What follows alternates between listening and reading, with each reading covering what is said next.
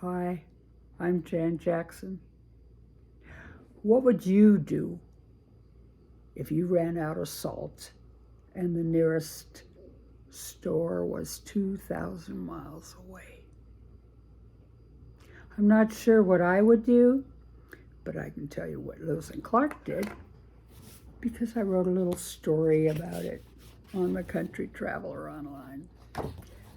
If you remember, Thomas Jefferson sent Lewis and Clark and their Corps of Engineers west to find a better route to the Pacific Ocean.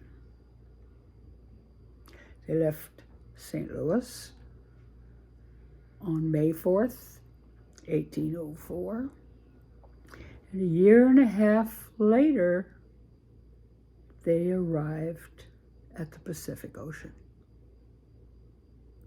They set up camp at Fort Clatsop, which is close to the town of Astoria, Oregon. The problem was they used up all their salt to get there. So 1 month later, after they arrived, on December 28th, 1805, the good captains dispatched a group of men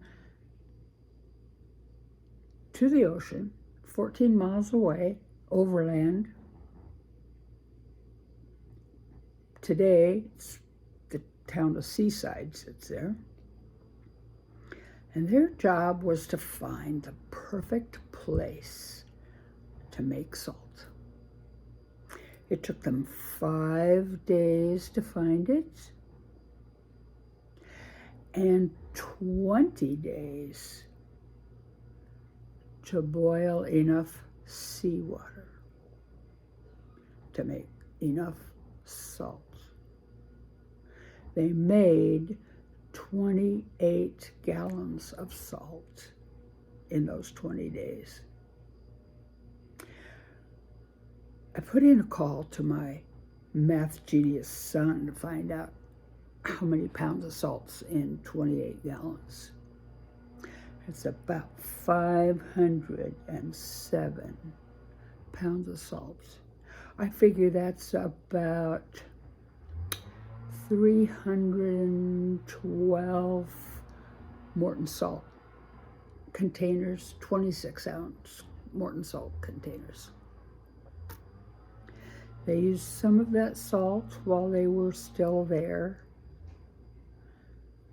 and 20 gallons of it on their way back to St. Louis.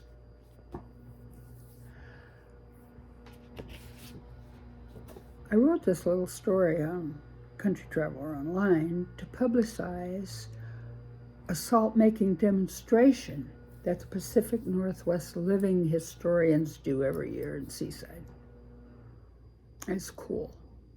They do it right by the salt cairn that Lewis and Clark used, the actual spot where they boiled the seawater. It's free. You can walk right up, watch them, ask questions. It's free. I call this story Making Salt Lewis and Clark Style. It's not very long. You can read it on countrytraveleronline.com. Till next time, when I come with another one of my favorite stories.